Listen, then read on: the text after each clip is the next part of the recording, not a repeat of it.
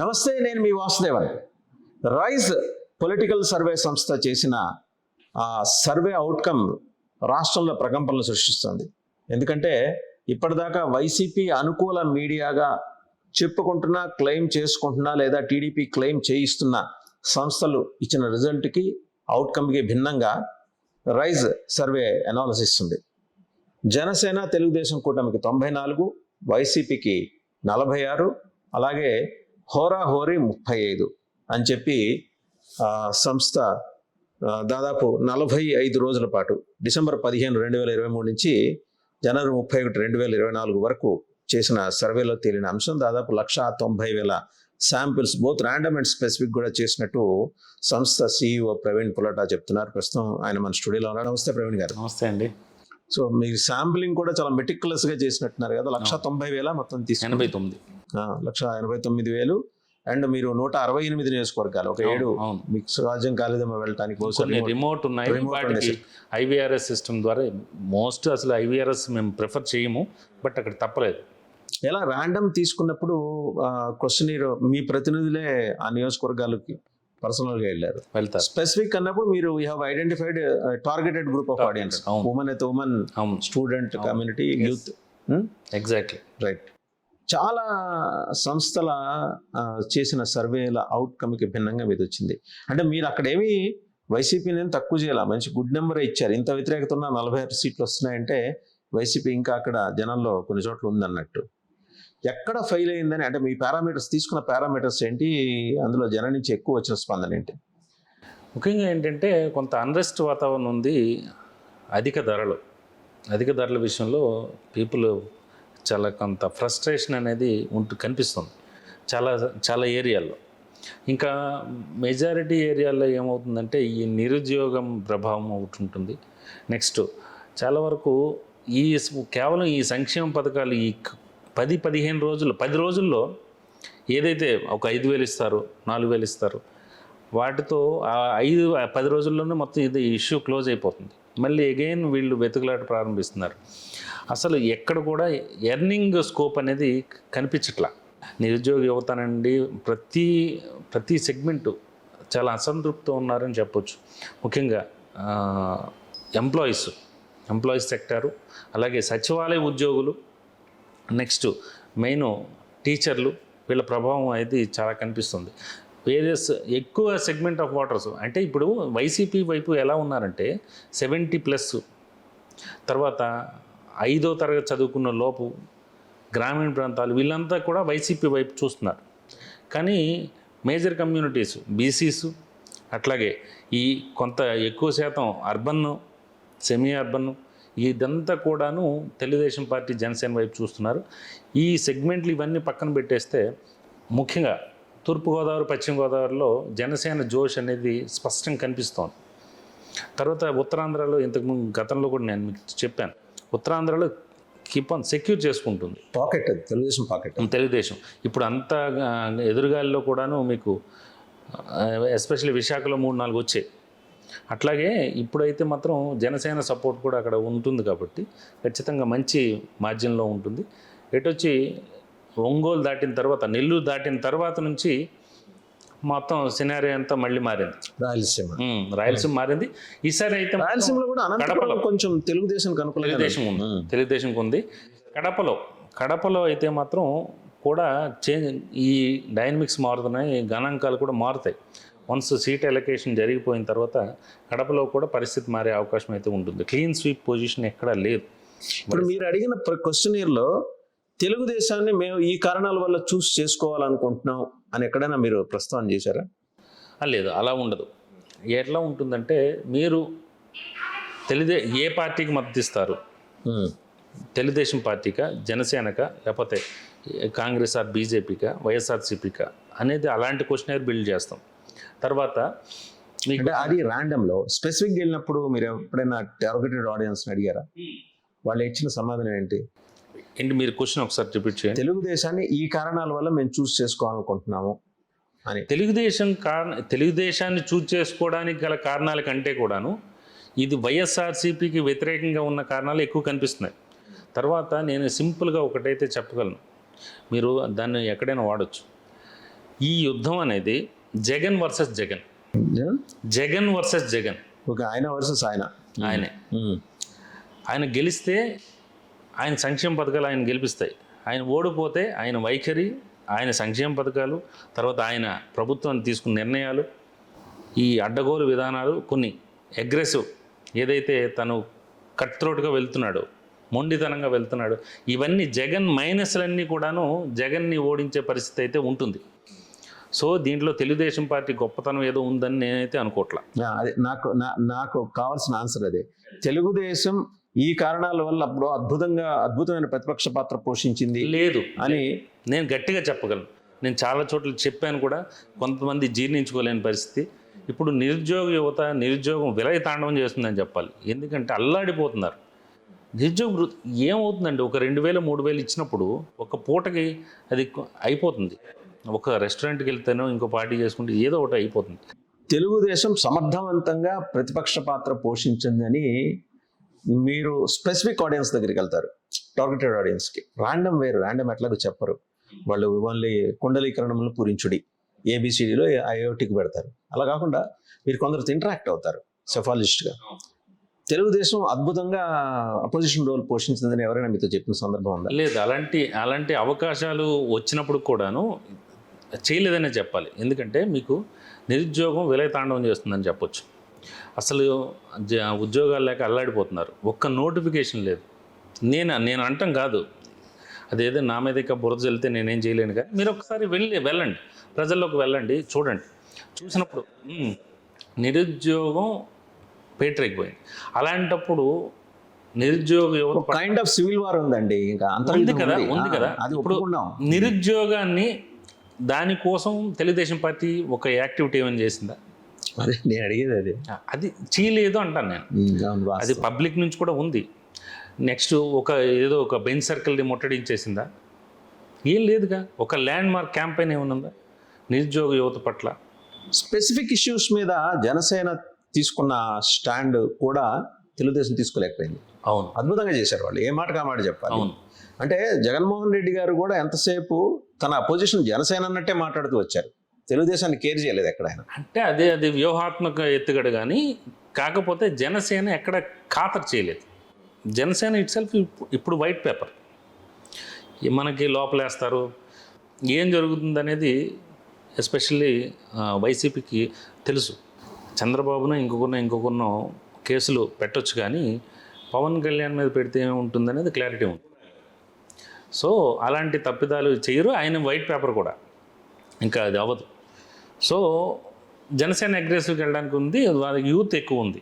So తెలుగుదేశంలో మీరు notice చేశారా, ఎన్టీ రామారావు గారు పార్టీ పెట్టినప్పుడు ఉన్న ఆ అగ్రెసివ్ లీడర్షిప్ అంతా ఇప్పుడు వైలెక్స్ అయిపోయారు. సో ఇప్పుడు యూత్ వాళ్ళ స్థానాన్ని యూత్ ఫిలప్ చేయాల. దానివల్ల తెలుగుదేశం వెనకబడిందనే ఒక అబ్జర్వేషన్ ఉంది. కరెక్టే, అవునా కదా? వాస్తవం, 100% వాస్తవం. ఎలా అంటే అప్పుడు ఆ తరం ఏదైతే ఉందో బౌండ్ అయిపోయింది. ఇప్పుడు అలా కాదు, ఆసిలేషన్స్ ఎక్కువ ఉన్నాయి, డీవియేషన్స్ అవుతున్నాయి. అంత మేము ఎట్టి పరిస్థితుల్లో దీంతోనే పేక తెగిపోయినా ఈ పార్టీతోనే ప్రయాణం అనే పరిస్థితి అయితే లేదు. సో అది మేజర్ ఎఫెక్ట్. అలాంటి హార్డ్ కోర్ ఫ్యాన్స్ తగ్గిపోతున్నారు రోజు రోజుకి. అది ఇబ్బందికరమైన వాతావరణం. కమిటెడ్ కార్యకర్తలు, క్యాడర్స్ ఇప్పుడు తెలుగుదేశానికి లేరు. అవును, నెంబర్ ఉంది, 75 లక్షల నెంబర్ ఉంది. అవును, కానీ హౌ కమిటెడ్ దే ఆర్ అనే దగ్గరే అవును తేడా వస్తుంది. అవును, తెలుగుదేశం అంటేనే కార్యకర్తల బలం. అలాంటి కార్యకర్తల బలం చాలా చోట్ల నిరూపితం అయింది. కానీ దాన్ని ఒక కన్స్ట్రక్టివ్ మెకానిజం అయితే లేదని నేను చెప్తా. ఇంకొకటి, మీ సర్వేలో జగన్మోహన్ రెడ్డి మీద వ్యతిరేకతే జనసేన టీడీపీ కూటమిని గెలిపిస్తుందనే ప్రశ్న ఎక్కడైనా పెట్టారా? అంటే దాన్ని రీసెర్చ్ చేసినప్పుడు, డేటాని రిట్రీవ్ చేసినప్పుడు, రీసెర్చ్ చేసినప్పుడు అది అప్పుడు బయటపడుతుంది తప్పితే దాన్ని అంటే పర్టికులర్గా అలాంటి క్వశ్చన్ అయితే ఒక 20-30 క్వశ్చన్స్ వేయాలి, అంత ఉండదు. మీదంతా అంటే నెంబర్ ఆఫ్ క్వశ్చన్స్ ఒక 15 ఇస్తారు జనరల్ గా. Any psephologist follow that. Okay, ఎందుకంటే ఎక్కువ టైం ధరలు, నిరుద్యోగం, లా అండ్ ఆర్డర్, అవును, ఇతరత్ర ప్రభుత్వ పరిపాలన, ఉద్యోగుల్లో అసంతృప్తి, అవును, అండ్ వాలంటీర్లు అండ్ సచివాలయ ఉద్యోగులు, ఇవన్నీ ఈ పారామీటర్స్ అన్ని టచ్ చేసాం. రోడ్లు, అభివృద్ధి కార్యక్రమాలు, మద్యపానం, మొత్తం ఇలాంటి క్వశ్చనర్ అంతా ఉంది. లోకల్ ఎక్కువగా ఏవి ఇంపాక్ట్ అవుతాయి అనే దాని మీదే తీసుకున్నాం ఎక్కువ. ఓవరాల్గా బీజేపీ దేశంలో బీజేపీ అలా ఉండదు. అలా ఉండదు, ఎందుకంటే పూర్తిగా ఆ, ఇది ఓన్లీ పూర్తిగా లోకలైజ్ చేస్తాం. సార్వత్రిక ఎన్నికల క్వశ్చన్ కాదు ఇది. పూర్తిగా లోకలైజ్ చేస్తాం, ఎక్కడ డివియేట్ అవ్వం, పూర్తిగా లోకలైజ్. రైట్, ఒకసారి అంటే మనం స్పెసిఫిక్ రీజన్స్ వైజ్గా వద్దామండి. హలో, మీరు చేసిన సర్వేలో నేను గమనించాను 3 జిల్లాల్లో శ్రీకాకుళం, విజయనగరం అయితే విజయనగరం కాదు, శ్రీకాకుళం, విశాఖపట్నం ఆల్మోస్ట్ స్వీప్. విజయనగరంలో పర్లా కొద్దిగా నెక్ టు నెక్ కాకపోయినా కాస్త పోటీ ఇచ్చింది వైసీపీ. అది కూడా ఎవరు, ఈయన బొత్స సత్యనారాయణ గారు కాన్స్టిట్యున్సీ, ఇంకొకటి ఏదో. అంటే ముఖ్యంగా ఏంటంటే తెలుగుదేశం పార్టీకి అది బలమున్న ప్రాంతం. బలమున్న ప్రాంతం. ఇప్పటికే పీపుల్లో ఒక చేంజ్ కోరుకుంటున్నట్టు తెలియదు. అప్పుడు గతంలో ఏం జరిగింది, 2019లో ఏం జరిగింది, మళ్ళీ సేమ్ సినారియో రిపీట్ అవుతుంది. సేమ్ అదే ఆ వ్యతిరేకత అనేది స్పష్టంగా కనిపిస్తుంది. కొంతమంది సైలెంట్ ఓటింగ్ కూడా ఈసారి ప్రభావం చూపిస్తుంది. చాలామంది చెప్పడానికి కూడా భయపడుతున్నారు. మీకు తూర్పుగోదావరి, పశ్చిమ గోదావరి, ఈ ప్రశ్న దగ్గర నేను ఆగుతున్నానండి. ఉత్తరాంధ్రలో ఆ సైలెంట్ ఓటింగ్ ఇంపాక్ట్ ఏమన్నా మీకు కనిపిస్తుందా? ఖచ్చితంగా ఉంటుంది. ఈసారి మంచి తెలుగుదేశం పార్టీకి అనుకూలమైన ఫలితాలు అయితే చూస్తారు మీరు. ఎక్కడెక్కడైనా మార్పులు, ఒక కృష్ణా, గుంటూరు, లేకపోతే గుంటూరు కూడా కాదు, ఇంకా కొన్ని ప్రాంతాల్లో ఒంగోలు, నెల్లూరు, ఇట్లా ఏమైనా మార్పులు అయితే మీరు కనిపించవచ్చు, కానీ యాక్యురేట్గా దిగుతాయి. ఉత్తరాంధ్ర విషయంలో ఖచ్చితంగా ఇప్పుడే చెప్పేయచ్చు. మళ్ళీ నామినేషన్ తర్వాత అలా కాకుండా ఇప్పుడు చెప్పేయచ్చు. అభ్యర్థులు ఎవరైనా సరే ఉత్తరాంధ్రలో తెలుగుదేశం జెండా బలంగా పాతుతుంది. అవును ఖచ్చితంగా. అండ్ ఇంకో 2 కాన్స్టిట్యూన్సీస్ గురించి చెప్తానండి. నర్సీపట్నం ఒకటి, తుని ఒకటి. ఈ 2 నియోజకవర్గాలు. తుని అంటే తూర్పుగోదావరి జిల్లా, నర్సీపట్నం అంటే చెప్పండి పర్లేదు, విశాఖ జిల్లా కిందకు వస్తుంది. అప్పుడు నేను మారేం జిల్లాల కింద మాట్లాడట్లేదు, ఉమ్మడి జిల్లాలో. చెప్పండి పర్లేదు. చింతకాయల అయ్యన్న పాత్రుడు గారు కొంత అన్రెస్ట్ ఫీల్ అవుతున్నారు. అక్కడ వాళ్ళ అబ్బాయి కంటెస్ట్ చేస్తారా, ఆయన చేస్తారా దాని మీద ఆయన క్లారిటీ లేదు. రెండవది, వాళ్ళ అబ్బాయికి ఏమో అనకాపల్లి ఎంపీ టికెట్ అడుగుతారు, ఒకవేళ ఆయనకి ఇక్కడ డినై చేస్తే. ఈ అంశాలు ఏమన్నా అంటే మీ క్వశ్చనీలో లేవు, కానీ మీరు ఇంటరాక్ట్ అయినప్పుడు ఈ అంశాలు ఇక్కడ జనరల్గా పార్టీ వర్గాలతో కూడా మనం ఇంటరాక్ట్ అవుతాం. ఇప్పుడు ఎనాలిసిస్ అంటే మనం ప్యూర్లీ జర్నలిస్టిక్ లేకపోతే పొలిటికల్ అనాలిసిస్ చేయనక్కర్లా. పార్టీ వర్గాలతో కూడా ఇంటరాక్షన్ ఉంటుంది, మనకి ఖచ్చితంగా ఉంటుంది. ఎందుకంటే వాళ్ళు కూడా ఎప్పటికప్పుడు సంప్రదిస్తుంటారు. అక్కడ ఎలా ఉంది, ఇక్కడ ఎలా ఉంది, ఏం చేసుకోవాలి, ఎలా స్ట్రాటజీస్ బిల్డ్ చేయాలి అడుగుతుంటారు. కాబట్టి దీంట్లో ఆ పరస్పర సంప్రదింపుల విషయంలో కొన్ని విషయాలు అయితే బయటకు వస్తుంటాయి. నర్సీపట్నం విషయంలో ఖచ్చితంగా అయ్యన్న పాత్రుడు పోటీ చేస్తారు. చింతకాయల విజయ్కి కూడాను అనకాపల్లి అడిగారు, కానీ క్యాస్ట్ ఈక్వేషన్స్ పరంగా అనకాపల్లి చింతకాయల విజయ్కి ఇవ్వకపోవచ్చు. అక్కడ కాపు కమ్యూనిటీ నుంచి అభ్యర్థి ఉంటారు ముఖ్యంగా, ఎందుకంటే కాపు బెల్ట్ ఎక్కువ ఉంది. ఒకటి అరా తప్పితే గవర కమ్యూనిటీ, లేకపోతే వీళ్ళది వెలమ ఉన్నారు, కానీ వెలమ కంటే కూడా కాపులు ఎక్కువ ఉన్నాయి. ఆ 7 కాన్స్టిట్యున్సీస్ ప్రాతిపదికన తీసుకోవాలి ఎంపీ సెగ్మెంట్ అనేటప్పుడు. సో అది కాపు ఈక్వేషన్స్లో కాపుకి ఇవ్వడానికి అవకాశం ఉంటుంది. గతంలో కూడా మొత్తం శెట్టి శ్రీనివాసరావు అయితేనే, ఈయన అయితేనే, గంటా శ్రీనివాసరావు అయితేనే, వీళ్ళందరూ కూడా కాపు కమ్యూనిటీలో వచ్చారు. కాబట్టి అది క్లియర్. నెక్స్ట్ ఇంకోటి తుని అడుగుతున్నారు. తుని విషయంలో మీకు తెలుగుదేశం పార్టీ సీనియర్ నేత యనమల రామకృష్ణుడు తనయ యనమల దివ్యకి యాక్సెప్టెన్సు తక్కువ ఉంది. అక్కడ ఆమె వాక్పటం లేదు, యాక్సెప్టెన్స్ తక్కువ ఉంది. అంటే ఆమె డ్రాబ్యాక్ అంతా ఆమె తండ్రి గారే, ఆయన మీద ఉన్న నెగిటివిటీ ఈమె మీదకి క్యారీ ఫార్వర్డ్ అవుతుంది. అట్లా ఏం లేదు. అట్లా ఉందా? మరి అంత నెగిటివిటీ ఉంటే ఎన్నిసార్లు, 6 సార్లు గెలిపించారు, తర్వాత ఇక ఓడిపోతూ వస్తున్నారు, 2-3 సార్లు ఓడిపోతూ వస్తున్నారు. కాకపోతే ఏంటంటే వీళ్ళు అక్కడ యనమల రాజేష్, దివ్య, ఈయన యనమల కృష్ణుడు. యనమల రాజేష్కి ఏదైతే అక్కడ మొత్తం అప్పచెప్పడం యనమల కృష్ణుడికి నచ్చట్లా. సో ఇది ఇక్కడ ఇంటర్నల్గా ఈ వార్ నడుస్తుంది. ఆ ప్రభావం కూడా ఉంటుంది. ఇప్పుడు సర్వే అంటే కేవలం మనం ఏం చేస్తాం, కేవలం ఎంత పర్సంటేజ్ ఇదే కాదు, అక్కడ స్థానిక పరిస్థితి, స్థానిక అంశాలు కూడా తీసుకుంటారు. ఇటీవల జరిగిన పరిణామాలు, అసలు ఎవరికి ఎంత శాతం ఓట్ బ్యాంక్ ఉంటుంది, మొత్తం అంతా కూడా రీసెర్చ్ పార్ట్ కూడా ఉంటుంది. కేవలం క్వశ్చనరే కాదు, రీసెర్చ్ పార్ట్ కూడా ఉంటుంది. So we can get it. Yanamala దివ్యకి ఎస్పెషల్లీ సొంత పార్టీ నుంచే ఇబ్బందులు ఉన్నాయి. రైట్. శ్రీకాకుళం ఒకసారి వెళ్తే అచ్చెన్నాయుడు గారు, పార్టీ రాష్ట్ర అధ్యక్షులు టీడీపీ, ఆయనకి ఫేవరబుల్గా ఉందా ఆ సీటు, లేకపోతే తెలుగుదేశానికి ఫేవరబుల్గా ఉందా? అచ్చెన్నాయుడుదా? ఇద్దరికీ ఉంది. ఇంకేంటంటే అంటే తెలుగుదేశం పార్టీ ఫేవరబుల్గా ఉంది. అచ్చెన్నాయుడికి ఢీకొట్టే పర్సన్ అక్కడ వైసీపీ నుంచి లేరు. సో రెండు కలిసి వస్తుంది. లేకపోవటం వల్ల ఆయన స్టార్గా అక్కడ వెళ్ళిపోతున్నాడు. అంతే కదా. వైసీపీ నిలబెట్టబోతున్న అతను ఎవరో, మా పేరు కూడా చాలా ప్రముఖంగా వినిపించింది, దువ్వాడ శ్రీనివాస్. అంత కాంపిటీషన్ ఇచ్చే అవకాశం లేదా? లేదు, అతనికి తలనొప్పులు ఉన్నాయి. అతనికి సొంత ఇంటి నుంచి సొంత పార్టీ నుంచి తలనొప్పులు ఉన్నాయి. ఎలాగైనా వైసీపీ దానికి సీటు కొట్టాలని అక్కడి నుంచి ఎవరైతే తలనొప్పులు ఉన్నాయో ఆ పేరాడ తిలకని తీసుకొచ్చి ఎంపీ కంటెస్టెంట్గా చేసి ఈయనకి ఎమ్మెల్సీ ఇచ్చి మళ్ళీ వాళ్ళ ఆవిడ పేరాడ తిలక్.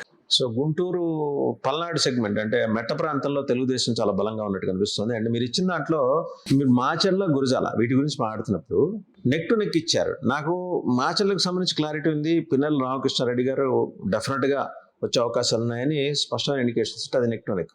ఇంట్రెస్టింగ్, గురజాల కూడా అలాగే ఇచ్చారు మీరు. అక్కడ ఎర్రపతినేని శ్రీనివాసరావు గన్ షాట్కి గెలుస్తారనేది మాకు ఇన్పుట్స్, కానీ అది కూడా నెక్ టు నెక్ ఇచ్చారు. కారణం ఏంటి? మనం తీసుకున్న శాంపిల్స్లో డేటా ఎక్స్ట్రాక్ట్ చేసినప్పుడు, డేటా అనాలిసిస్ చేసినప్పుడు మనకి ఏదైతే యాక్యురేట్గా డేటా వస్తుందో దాన్ని బేస్ చేసుకుని మేము ఇస్తాం. అక్కడ క్యాండిడేట్ ఎక్స్ అవ్వచ్చు, వై అవ్వచ్చు. ఇంకొకటి కూడా మీకు చెప్తాను, నేను ఒక కాన్స్టిట్యున్సీకి వెళ్ళినా లేకపోతే ఒక స్టేట్కి వెళ్ళినా, అదర్ స్టేట్ ఈవెన్ కర్ణాటక అయినా తమిళనాడు అయినా మేము చేసేటప్పుడు యాజ్ ఎ లేమైనా వెళ్తాం. ఎవ్వరు మాకు పరిచయం బుర్రలో ఏం పెట్టుకోకుండా వెళ్తాం. అసలు నెక్స్ట్ మీకు ఏంటంటే గురజాల్లో, మాచర్లలో కానీ ఎక్కడికైనా తెలుగు, ముఖ్యంగా ఆంధ్రప్రదేశ్లో ఎస్పెషల్లీ సర్వే చేయాలంటే మనకి ఉండేదంతా తెలంగాణ టీం కానీ నార్థన్ టీం కానీ ఉంటుంది. అది కూడా మీరు గుర్తుపెట్టుకోవాలి. సో మనకి ఏమి ఉండదు, ఎలాంటి అటాచ్మెంట్స్, అసోసియేషన్స్ ఉండవు వాళ్ళకి. ఉంటాయి. ఇప్పుడు చాలా సర్వే సంస్థలు ఎక్కడ ఫెయిల్ అవుతున్నాయి? ఇప్పుడు అధికార పార్టీకి ఉన్నాయి, తర్వాత ప్రతిపక్షానికి ఉన్నాయి. వీళ్ళు ఏం చేస్తున్నారు? ఫస్ట్ వెళ్ళి అక్కడ లోకల్ పొలిటీషియన్ కలుస్తున్నారు. మీకు యాక్యురేట్ డేటా ఎట్లా వస్తుంది చెప్పండి. వాళ్ళు ఏం చేస్తారు? నిజంగా వాళ్ళకి ఎక్కడైతే బలం ఉందో ఆ సెగ్మెంట్లో పంపిస్తారు, ఆ ఏరియాలో పంపిస్తారు. ఎట్లా వస్తుంది మీకు? సో ఓకే, రెండు ఇంట్రెస్టింగ్ సెగ్మెంట్స్ కాబట్టి అడిగాను. లేదు, Macherla especially they are inviting change అనేది, ఒక మార్పు అనేది కోరుకుంటున్నారు. చాలా గుంభనంగా ఉంది బాగా. ఇన్ఫాక్ట్ లాస్ట్ టైం గురజాలలో ఎర్రపతినేని గారు ఓడిపోవటమే ఆశ్చర్యం కలిగించింది మాకు. ఎందుకంటే is the most accepted people's leader ఆయన. నేను పార్టీలకు సంబంధం లేకుండా ఒక ఇండివిజువల్ గురించి మాట్లాడుతున్నా. ఆయన పార్టీ చూసి ఓటేరు. ఆయనకి ఎర్రపతినేని శ్రీనివాసరావు కాబట్టి ఓటేస్తారు. అది ఆయన ఏ పార్టీ నుంచి ఓటేస్తారు. లేదు, ఆయనకి పాజిటివ్ వైబ్సే ఉంది. బట్ ఎక్కడో కొంత మెయిన్ క్యాండిడేట్ ఎలకేషన్ విషయంలో ఎక్కడో కొంత ఇది ఉంది వైసీపీ విషయంలో ఎస్పెషల్లీ. తర్వాత హీమే అంటే వన్స్ క్యాండిడేట్ ఇది ఎలకేషన్ ఇదంతా జరిగిపోతే హీమే విన్. అప్పుడు సర్వే బట్టి చెప్పొచ్చు. ప్రకాశం జిల్లాకు వద్దాం. ప్రకాశం, నేను ఉమ్మడి జిల్లాల గురించి మాట్లాడుతున్నా. ప్రకాశం జిల్లాలో చూస్తే తెలుగుదేశం చాలా బలంగా కనిపించింది. కాకపోతే సగం ప్రకాశం జిల్లాలో మళ్ళీ వైసీపీకి అనుకూలంగా ఉంది. వైసీపీలో పొద్దున్న లేస్తే లుకలుకలు ఫస్ట్ కనబడే జిల్లా అది. అయినా కూడా వైసీపీ అక్కడ 4-5 సెగ్మెంట్లు గెలిచే అవకాశాలు ఉన్నట్టుగా మీరు ఇచ్చిన రిపోర్ట్ చూసాం. అభ్యర్థులను బట్ట, పార్టీని బట్ట, లేకపోతే తెలుగుదేశం పనితనం ఘోరంగా ఉండబట్ట? వైసీపీ పనితనం ఘోరంగా ఉంటే నేనే తెలుగుదేశం గెలిచేవి కాకుండా వైసీపీ కూడా ఒక 4 సీట్లు ఇస్తున్నారు మీరు ప్రకాశం జిల్లాలో. అసలు వైసీపీకి ఒక్క సీటు కూడా రాదనుకొని చాలా మంది భావిస్తున్నారు. ఎందుకు రాదు? బోల్డెన్ లోకల్ ఆ పార్టీలో అక్కడ ఉండొచ్చు, పార్టీలో లోకల్ ఉండొచ్చు, కానీ చివరి నిమిషం పాలిటిక్స్ కూడా డిఫరెన్స్గా ఉంటాయి. ఇప్పుడు యాజ్ ఆఫ్ నౌ సినారియో ఏంటనేది మనం అక్కడ అదే కరెక్ట్గా రిఫ్లెక్ట్ అయింది. ప్రస్తుతం ఉన్న సినారియోనే మనం రిఫ్లెక్ట్ అయింది. ఫర్ సపోజ్ మీరు ఒంగోలు అంటున్నారు, బాలినేని వాసు గారు నుంచోట్లేదు అనుకుంటే సార్, నిల్చోకపోయినా అక్కడ తెలుగుదేశం పార్టీ గెలిచే అవకాశాలు అయితే ఉన్నాయి. ఒంగోలు, దర్శికి వైసీపీకి ఇచ్చినట్టున్నారు మీరు. ఇదిగోండి, ఎర్రగొండపాలెం వైఎస్ఆర్సీపీ, దర్శి కూడా YSR. Yerragondapalem most competent person దింపారు, చంద్రశేఖర్ అని కాంపిటెంట్ పర్సన్ దింపింది వైఎస్ఆర్సీపీ. దానికి తోడు అక్కడ హోల్డ్ ఉంది కదా. ఎస్పెషల్లీ మళ్ళీ ఆదిమూలపు సురేష్ అయితే ఓడిపోయి ఉండేవాళ్ళం. కాంపిటెంట్ మీరు చెప్పింది. దర్శికి వచ్చేసరికి జనసేనకి ఇస్తారు. జనసేన ఇంకా ప్రజల్లోకి అంతగా వెళ్ళలేదు, ఎస్పెషల్లీ దర్శిలో. ఇక్కడ దర్శిలో నాయకత్వ లోపం ఉంది. అక్కడ ఎవరైతే ఒక పమ్మిడి ఆయన ఉన్నారో ఆయనకి తెలుగుదేశం పార్టీ ఇస్తే వర్కౌట్ అయి ఉండేదేమో. ఆయనకి ఇవ్వట్లా. సో అది కొన్ని ఫ్యాక్టర్స్ పనిచేస్తాయి. నెక్స్ట్ ఒంగోలు తెలుగుదేశం పార్టీ ఇచ్చాము. కొండపి కేవలం ఒంగోలు పార్లమెంట్ సెగ్మెంట్లో 2 వైఎస్ఆర్సీపీ ఉన్నాయి. అవును. దెన్ మిగిలినవన్నీ 4 కూడా అంటే బాపట్ల కూడా కొన్ని వస్తాయి కదా ప్రకాశం జిల్లా పరిధిలో. బాపట్ల వస్తుంది. వేమూరు ఉంది, తెలుగుదేశం పార్టీ ఉంది. బాపట్లలో కీన్ కంటెస్ట్లో వైఎస్ఆర్సీపీ వస్తుంది. కీన్ కంటెస్ట్ అనేది వీళ్ళ గొప్పతనం, తెలుగుదేశం పార్టీ గొప్పతనం. ఇక రేపల్లె, పరుచూరు, అద్దంకి తెలుగుదేశం పార్టీ. అదే అద్దంకి, మళ్ళీ పరచూరు అద్దంకి ప్రకాశం కింద. చీరాల కీన్ కంటెస్ట్ ఉంది. చీరాల ప్రకాశం. చీరాల ఆయన అక్కడ కొండయ్య ఆయన తెలుగుదేశం పార్టీ గట్టిగానే గ్రౌండ్ వర్క్ చేస్తున్నాడు. బట్ విషయం ఏంటంటే ఇక్కడ కూడా మార్పులు చేర్పులు అయితే ఉంటాయి. ఎస్పెషల్లీ ఇక సంతనూతలపాడు తెలుగుదేశం పార్టీకి ఒకసారి స్ట్రాంగ్ హోల్డ్ ఉన్నది తెలుగుదేశంకి. అదే నెల్లూరు వచ్చేప్పటికండి, నెల్లూరు మొత్తం రివర్స్ అవుతుందండి. గతసారి క్లీన్ స్వీప్ చేసింది, ఇప్పుడు రివర్స్ అవుతుంది. అరాకొరా తప్పితే నెల్లూరు తెలుగుదేశం పార్టీ తీసుకుంటుంది. నేను అనేది అసలు నెల్లూరు మొత్తం తెలుగుదేశం వస్తుంది అనుకుంటే 1-2 చోట్ల మీరు వైఎస్ఆర్సీపీకి సజెస్ట్ చేసినట్టున్నారు. కందుకూరు నెల్లూరు పార్లమెంట్ సెగ్మెంట్ లో కందుకూరు మహేందర్ రెడ్డి అయితే గెలిచిండేవాడు. మహేందర్ రెడ్డి చేతులు జరుగుతున్నాయి అన్న కదా. అదే మహేందర్ రెడ్డి అయితేనే గెలిచే అవకాశాలు ఉన్నాయి. ఇప్పుడు తెలుగుదేశం పార్టీకి వెళ్తున్నాడు ఆయన. ఇవాళ కలిశాడు కదా, నిన్న ఎప్పుడో నారా లోకేష్ని కలిశాడు ఇక్కడ. సో అందుకే ఈ క్యాండిడేట్ ఎలకేషన్ తర్వాత మళ్ళీ వేరు ఇంకోసారి మీరు సర్వే చేసే అవకాశం ఉంది, చేయాలి. సో కావలి తెలుగుదేశం పార్టీ, ఆత్మకూరు తెలుగుదేశం పార్టీ, ఒక కోవూరు అయితే కీన్ కంటెస్ట్ ఇచ్చాం. కోవూరు జనసేన అడుగుతుంది, అదొక సమస్య ఉంది అక్కడ. జనసేన ఓట్ బ్యాంక్ ఎంత ఉందో చూసుకోవాలి. ఇక Nellore Telugu Desam party, Nellore rural Telugu Desam party. Nellore rural Kotamreddy Sridhar Reddy ఆయన ఓన్ ఇమేజ్తో బ్రహ్మాండంగా ఆయన పనిచేస్తున్నాడు. కాంట్రవర్షియల్ అకాడమిషియన్ డాక్టర్ నారాయణ ఈసారి గెలిచే అవకాశాలు ఉన్నాయా? అంటే ముందు ఉపోద్ఘాతం నాకు అది సంబంధం లేదు, కానీ నెల్లూరు సిటీ ఎస్పెషల్లీ నారాయణ మంచి మెజారిటీతో గెలుస్తారు ఈసారి. ఎందుకంటే లాస్ట్ టైం ఓడిపోయారు. గెలుస్తారని వైఎస్ఆర్సీపీలో ఎస్పెషల్లీ వాళ్ళు సర్వే రికార్డులు కూడా చెప్తున్నాయి, సర్వే రిపోర్ట్లు కూడా చెప్తున్నాయి. కాబట్టి అనిల్ కుమార్ని మార్చారు, అందుకనే షిఫ్ట్ చేశారు. వాళ్ళు పెడుతున్న వైసీపీ అభ్యర్థి పేరు ఇంకా ప్రకటించారా? నెల్లూరు ఇన్ఛార్జ్ వైసీపీ ఇంకా లేదు. రైట్, ఇది ప్రకాశం నెల్లూరు అయిపోయింది. ఇక పూర్తిగా రాయలసీమలోకి వచ్చేది. రాయలసీమలో అనంతపురం, మీరు నాకు కూడా ఉన్న రిపోర్ట్స్ ప్రకారం మీ రిపోర్ట్స్ 2 సరిసమానంగా ఉన్నాయి. తెలుగుదేశానికి మంచి పర్ఫార్మెన్స్ అక్కడ ఇచ్చే అవకాశం ఉందని అంటున్నారు, నిజమేనా? అవునండి. Rayadurgam, Uravakonda, Guntakal, Tadipatri, Singanamala, Anantapuram urban and Kalyanadurgam. ఒక తాడిపత్రే కీన్ కంటెస్ట్ కనిపిస్తోంది, జేసీ బ్రదర్స్. మిగిలినవన్నీ కూడాను ఇటు వచ్చే అవకాశాలు అయితే ఉన్నాయి. అనంతపురం అర్బన్ చెప్పకల ప్రభాకర్ చౌదరి గారే ఉండొచ్చు, ఈసారి కూడా కంటెస్ట్ చేయొచ్చు. అవును, ఆయనకు మంచి ఫెయిర్ ఛాన్సెస్ ఉన్నాయి. అవును. సో అక్కడ వచ్చేప్పుడు రాప్తాడు వచ్చేప్పుడు హిందూపూర్ సెగ్మెంట్ కిందకు వచ్చిందేమో. పరిటాల సునీత రాప్తాడు ఆవిడ గెలుస్తున్నారు, కానీ ఆవిడకి ఇవ్వకపోవచ్చు. ఎవరో రియాల్టర్ లేదా ఆవిడకే ఇవ్వచ్చు. ఎటు వచ్చి ధర్మవరం వాళ్ళ అబ్బాయికి ఇవ్వకపోవచ్చు. ఓకే, ధర్మవరం ఇంట్రెస్టింగ్ పాయింట్ ఏంటంటే గుడ్ మార్నింగ్ ధర్మవరం పేరుతో చాలా ఫేమస్ అయ్యాడు ఆయన, కేతిరెడ్డి వెంకటరామరెడ్డి గారు, ధర్మవరం ఎమ్మెల్యే. ఆయనకు కూడా నెగిటివిటీ వచ్చేసిందంటే పార్టీ మీద ఉన్న నెగిటివిటీనా, లేకపోతే ఆయనకి సంపాదించుకున్న వ్యతిరేకత అంటారు? అది పార్టీ మీద ఉంది. తర్వాత తెలుగుదేశం పార్టీ అనుకూలం కొంత చాలా వరకు ఓట్ టర్న్అవుట్ అయింది. నెక్స్ట్ ఇంకోటి ఏంటంటే చాలామంది కోట్ చేస్తున్నారు. నేను కూడా ఒక మాట అన్నా, కొన్ని పొలిటికల్ డైనమిక్స్ డిఫరెంట్గా ఉంటాయి.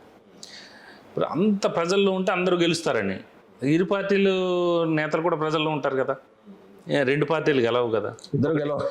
ఇప్పుడు రాష్ట్రం అంతా 174 తీసేయండి, 175ది ధర్మవరం అయితే రోజు ఆయన గుడ్ మార్నింగ్ చెప్పుకుంటూ తిరుగుతూనే ఉన్నాడు కదా, గెలవాలి కదా. అలాంటి క్వశ్చన్ రైజ్ చేసినప్పుడు చెప్పలేము కొన్ని, అది కూడా మీరు చూసుకోవాలి. అదే డిఫరెంట్ పర్సెప్షన్లో ఉంటుంది. అందుకే మనకి మీకు దాదాపు 1% అంటే 17 సీట్స్ మీరు తీసి ఎర్రర్ పర్సెంటేజ్ కూడా ఉంటుంది. చెప్పారు మీరు 0.8 to 1% అన్నారు. ఎగ్జాక్ట్లీ ఇచ్చారు, సైంటిఫికల్ గా వెళ్ళారు. ఎగ్జాక్ట్లీ. సో అనంతపురం అయిపోయింది. హిందూపూర్ వచ్చేప్పటికండి, హిందూపూర్ పార్లమెంట్ సెగ్మెంట్ మడకశిర వైఎస్ఆర్సీపీకి ఉందండి. హిందూపురం బాలకృష్ణ గారు అనుమానం లేదు. పెనుకొండ కీన్ కంటెస్ట్ ఉంది, అది మేబీ వైఎస్ఆర్సీపీకి ఛాన్స్ ఉంది.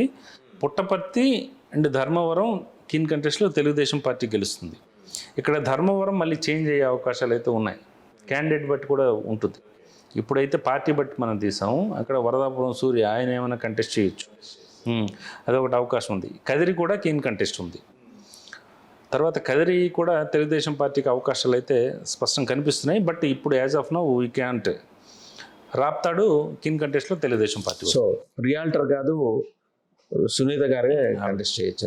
నిన్న కూడా ఏదో తల్లి కొడుకులు ఇద్దరికి ఇచ్చే అవకాశాలు ఏమైనా ఉన్నాయా అక్కడ? లేదు, ఇద్దరిలో ఒకరికే ఇస్తామని చెప్తున్నారు. దానికి కూడా ఏదో కోట్ చేస్తున్నారు, ఆర్థికంగా 2 సీట్లు అయితే పెట్టుకోలేరని. అయినప్పటికీ చాలా చోట్ల ఇష్యూ వస్తుంది. ఇంకా తాడిపత్రి వస్తుంది, జేసీ ఫ్యామిలీ అడుగుద్ది, అయ్యన్న పాత్రుడు ఫ్యామిలీ అడుగుద్ది, ఇంకో ఫ్యామిలీ అడిగితే ఇలా ఇచ్చుకుంటూ పోవాలి. అది ఎక్కడో ఒక చోట ఒక ఇది పెట్టాలి కాబట్టి. రైట్. ఇంకోటి అనంతపురం అయిపోయిందండి. కర్నూలు జిల్లా. కర్నూలు వైఎస్ఆర్సీపీకి బాగుందండి. కర్నూలు కీన్ కంటెస్ట్లో ఇక్కడ నేను కీన్ కంటెస్ట్ ఇచ్చాను. అది ఖచ్చితంగా తెలుగుదేశం పార్టీకి అవకాశం అయితే ఉంటుంది. టీజీ భరత్ అక్కడ గెలిచే అవకాశాలు అయితే ఉంటాయి.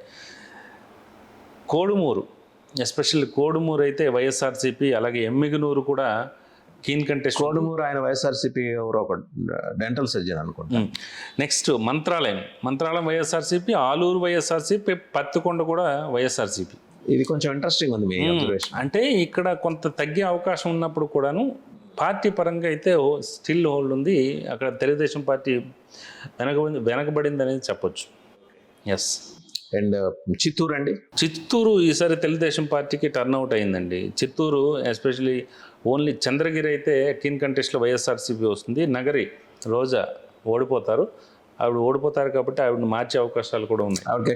మీకు గతంలో గుర్తుందో లేదో, మనం దాదాపు 1 year అయినట్టుంది. వేరే వేదిక మీద మనం ఒక సర్వే రిజల్ట్ చెప్పాం. ఎవరెవరు మంత్రులు ఓడిపోతారు మీరు ఒక్కసారి రిమైండ్ చేసుకోండి, ఒకసారి రిమైండ్ కూడా చేసుకోండి. ఒకసారి చేసుకుంటే అవును, ఆ రోజు ఎవరైతే మంత్రులు ఓడిపోతారని మనం చెప్పామో అందరిని మార్చారు, చూసుకున్నారా? ఇప్పుడు మనం అందుకే యాక్యురేట్గా ఇస్తాము అనేది ప్రూవ్ అయింది.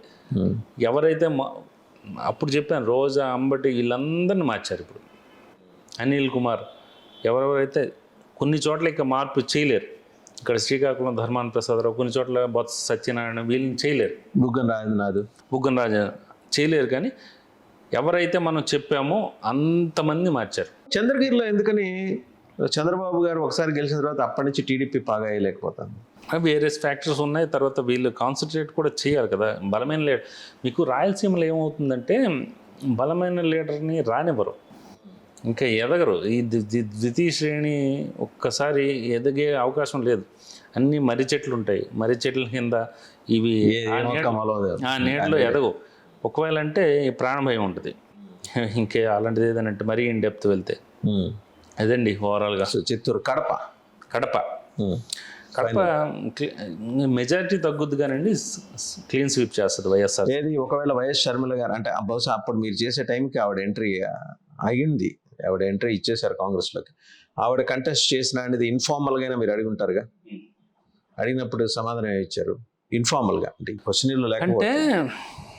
ఆవిడ ప్రభావం ఉంటుంది ఒక ఎంతవరకు, ఒక 3,000-4,000 ఓట్లు. అది ఎస్పెషల్లీ తెలుగుదేశం పార్టీ కూడా ఇక్కడ దెబ్బ అనిపిస్తుంది. వైఎస్ఆర్సీపీ అయితే ఇక్కడ క్లియర్ కట్ మెజారిటీ కనిపిస్తుంది.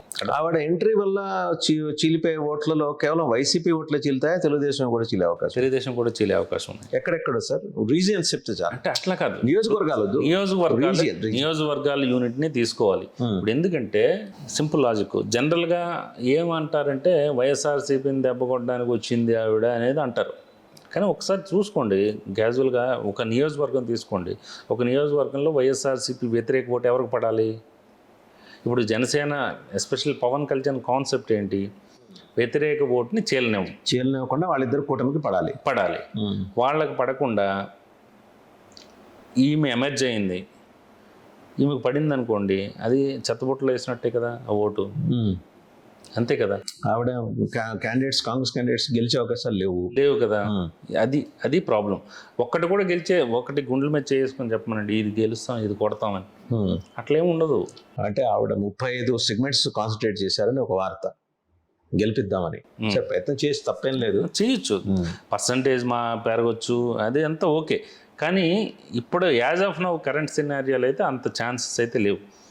ఇంకా పర్సనల్ సొంత చరిష్మాతో ఏదైనా ఇక్కడ టికెట్ రాకుండా అక్కడ పోటీ చేసి ఏమైనా గెలిస్తే ఒకటి అవకాశం అయితే ఉంటుంది, కానీ ఇదైతే కాదు, కుదరదు.